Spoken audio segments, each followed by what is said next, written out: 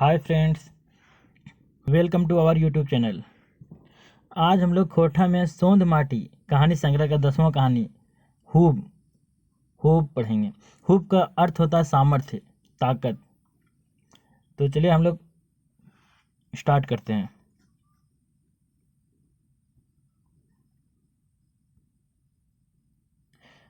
इससे पहले हम लोग देख चुके हैं कि सोंध माटी कहानी संग्रह के जो लेखक हैं उनका नाम प्रोफेसर विनोद कुमार है।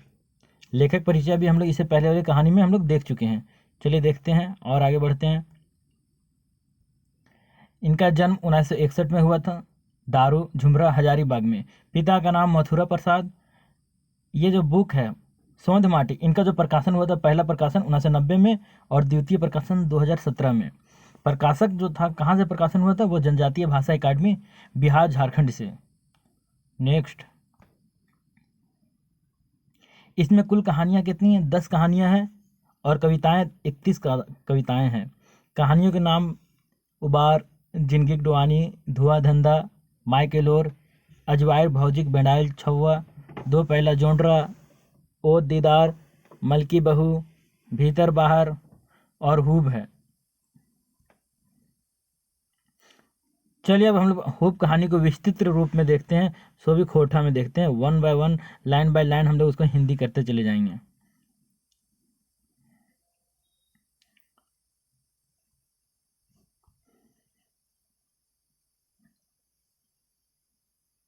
पूस महीनाक दिन, पूस का महीना चल रहा था। अंधेरेक बेरा, कनकन सिरोही ब्योहे लागल, हल्का हल्का ठंडा ठंडा चल रहा था। हेले चार के पेछवार में दामोदर बोरसी ताइप ताइप बैसल हेल। वहाँ पे क्या हुआ, दामोदर क्या कर रहा था, बोरसी ताप ताप के बैठा हुआ था। इस कहानी में हम लोग दो मेन कैरेक्टर देखेंगे। एक दामोदर देखेंगे जो एक लड़का है, जवान लड़का है, और एक गणेशर बाबू देखेंगे जिनके यहाँ वो काम किया करता था, उनके पापा लोग काम करते थे, पिता लोग। अब यहाँ से शुरुआत होती है कहानी कि क्या वो दामोदर जो बोरसी ताप ताप बैसल हेले से घरी उसी समय गुनेसर बाबू डाकल थीन, मतलब उसको बुलाया। ए रे दामोदर घरे हैं कि दामोदर क्या तुम घर में हो? आवाज़ आई, आवाज़ दिया, हाँ घरे ही, हाँ हम घर में ही हैं। हिंदे बैसली की काम है? दामोदर बोला कि हम यहाँ बैठे हैं, क्या काम है? किनसे बोला? गणेशर बाबू से, ठीक है। एक रे तानी बारी चासे खले, एक रे तानी बारी चासे खले, मैंने बारी चासे मतलब जोतना था। वो बोला कि एक बारी जोतना है, तानी तानी जाए हरा जोत दे, उस बारी में जाके हल जोत दो। गुनेश्वर बाबू कहलथिन और घर घुर घुर गेलथिन। उतना कहकर वो अपना घर चले गए। घर घुर के तोशक लागल पलंग पर निहाली और पैसर गेलथिन, यानी वो अपना ओढ़ के सो गए, लेट गए। पत्थर ले हैं सीताराम सीताराम, माने उस जो लेटते ही वो राम सीताराम कहने लगे। घड़ी बीतल, कुछ समय बाद दो घड़ी बीतल और समय बीता, घंटों बीत गए। अब घंटों बीत गया लेकिन दामोदर ना आए, दामोदर वो नहीं आया। अब तो गुनेश्वर बाबू के एड़ी के लहर लहर गया, कपार चेक गेलक, मतलब बहुत ज्यादा उसे गुस्सा चढ़ गया। पलंगे पर बड़बड़ाए लागल, पलंग पे ही गुस्सा गुस्सा में बहुत बोलने लगा। नहीं होता आदमी गुस्सा होता है तो बहुत बोलने लगता है। बड़बड़ाने लगे कि सार भुइयाँ के दो चार शेर घरामे, यानी उसको दो चार पैसा हो क्या गया है। तकरे पर फुटनिया करे लागल, उसी पे वो फुटानी करने लगा है। बड़का पढ़ुआ भेल, ज़्यादा पढ़ने वाला है। कॉलेज में पढ़े लागल तो इन्ने ने में होगा, कॉलेज में पढ़े लागल तो बड़का निहाल करे लागल। क्या बोल रहा है कि साला कॉलेज में अगर पढ़ रहा है तो बहुत निहाल कर रहा है। किसान घर कमाइल बिना गुजरो चलते, क्या किसान घर में काम किए बिना उसका गुजारा चलेगा? घर में भूंजल भांग नाय, एने ओने टांग। चार गो कुरय पहले उधार खैलक और चलल है बाबू बनेले, हार जोते नावे कल पतर जोरे हैं। मतलब बोलना चाह रहा है क्या कि उधार खैलक, उतना उधार उधार खा पी के और चला है बाबू बनने। हार जोतने के नाम पे, मैंने हल जोतने के नाम पे कल पतर यानी बहाना करता है। अच्छा अच्छा बच्चा बुझेबो, मैंने बोला अच्छा ठीक है बुझा देंगे एक दिन। तुलसीदासो अपन रामायण में ठीके लिखल थी। क्या कह रहे हैं कि तुलसीदास अपने रामायण में ठीके लिखे थे। क्या लिखे थे? ढोल गंवार शूद्र पशु नारी ई सब ताड़न के अधिकारी, यह बबाते घर से निकल के दामोदर घाट दानी मोड़ गए। ये सब कहते हुए फिर से वो दामोदर घर की तरफ चल दिए। आगे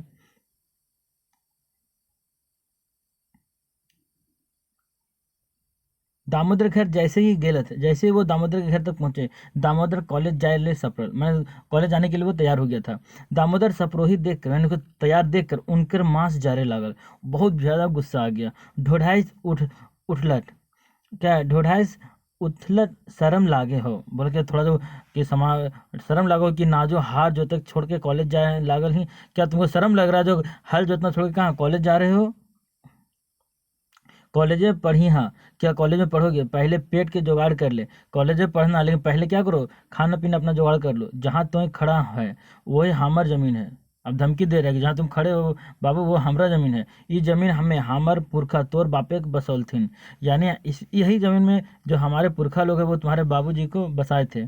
जो दिन हामिन घारे नाय काम धाम करबे, अगर हमारे घर में काम धाम नहीं करोगे तो हमर जमीन छोड़ कुरे करना, है ना, हमारे यहाँ जमीन को तुमको छोड़ना पड़ेगा। तो ये राख और उड़ जो, ताबे तो बेस, और ना तो निकल बाहर, यानी हमारी जमीन में काम करना तो रुको वरना निकल जाओ यहाँ से।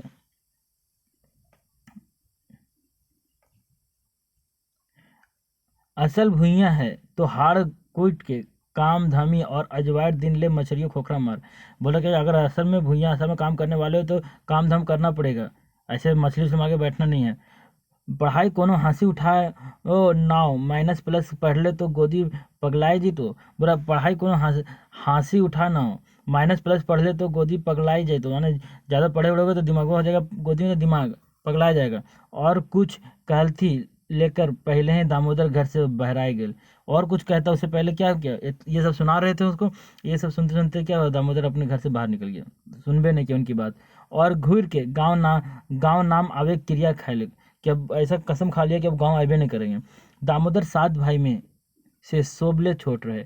दामोदर लोग कितने भाई थे? 7 भाई थे, उसमें सबसे छोटा था। ओकर बाप गुरदयाल राम, उनके पापा का नाम क्या था? गुरदयाल राम। गुरदयाल राम गाँव में जमींदार कर घर जिंदगी भर खैट मरल, यानी उसका जो बाप था गुरदयाल राम वो गांव के जमींदार लोग के घर में जिंदगी भर काम करते करते मर गए। ओकर मोरर बाद 6 बेटन, उसके मरने के बाद छठा 6 बेटा जो था चंदन नगर काम के खोजहू ले चल गए थे, यानी इधर उधर काम करने के लिए चला गया चंदन नगर। अकेले दामोदर घरे रही गेल, अकेला बेचारा दामोदर ही घर में रह गया था। दामोदर गांव एक बोड़ किसान गुनेसर बाबू घरे कमिया रुपये बहाल भेलो, माना काम वो क्या होता कि गांव का जो बड़े किसान था गुनेसर बाबू, उन्हीं के यहाँ वो काम करने के लिए बहाली किया गया था, उनको बहाल हुआ था। जो 10 रुपये रोजाना पर खटे है, यानी उसको हर दिन के लिए कितना मिल रहा था? 10 रुपया।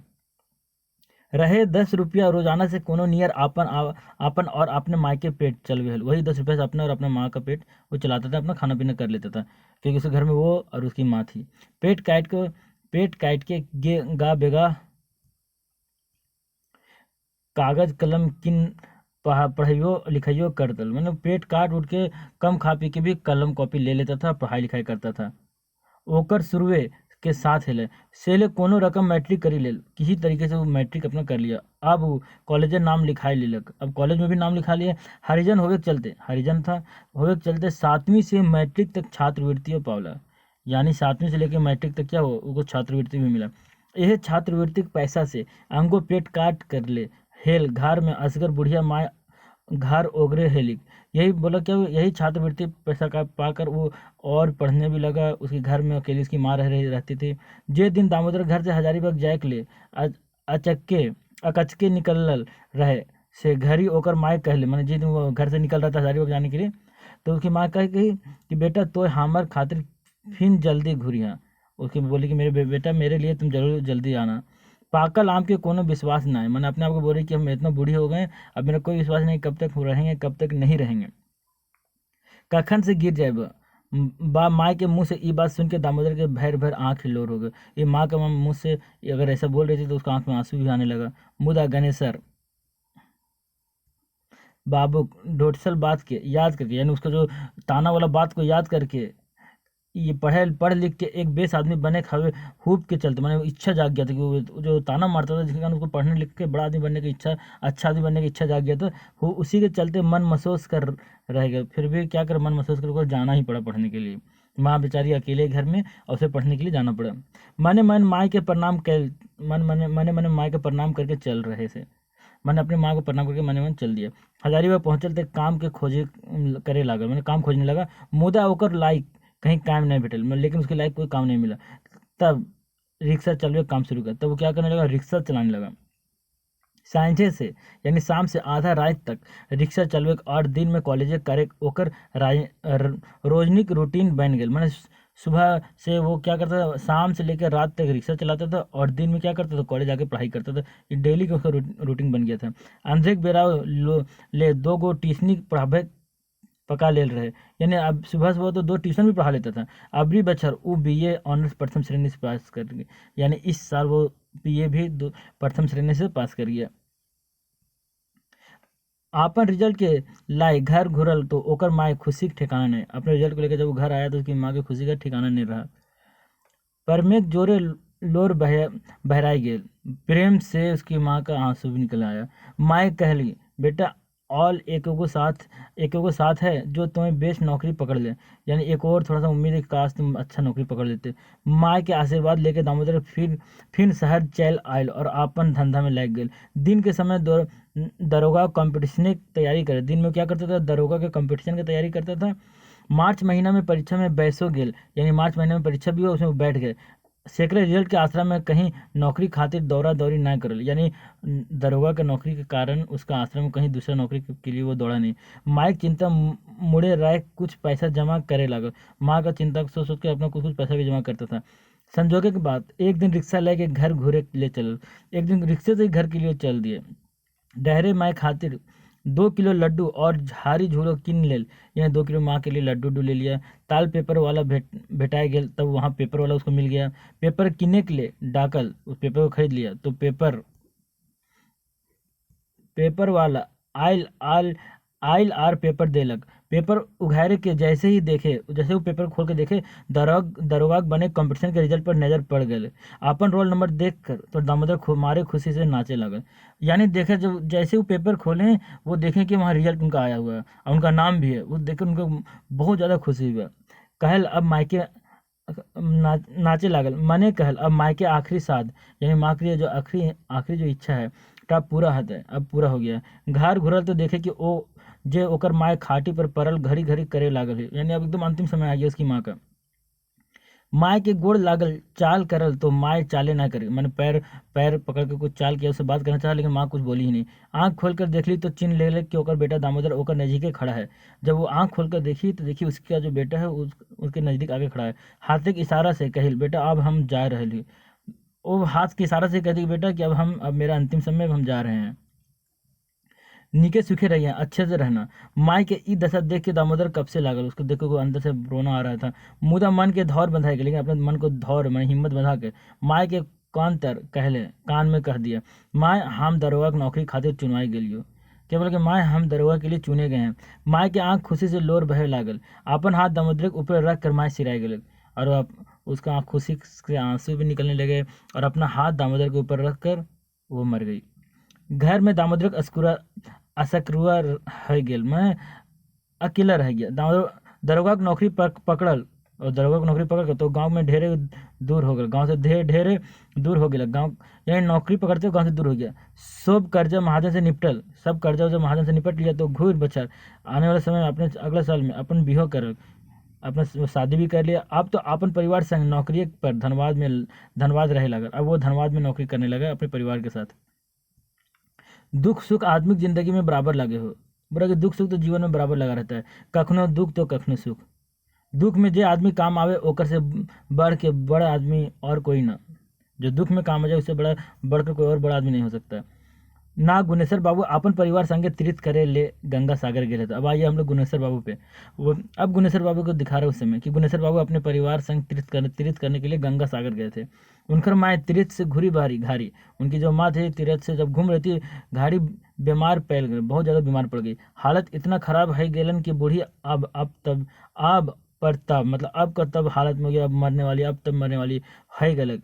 धनबादे आई के गुनेश्वर बाबू डॉक्टर से दिखैला और अस्पताल भर्तियों कर दी थी। वो धनबाद में आकर अपनी माँ को अस्पताल में भर्ती कर दिया। 4 दिन में 4,000 तक खर्च हो गए, यानी 4,000 रुपये भी लग गया।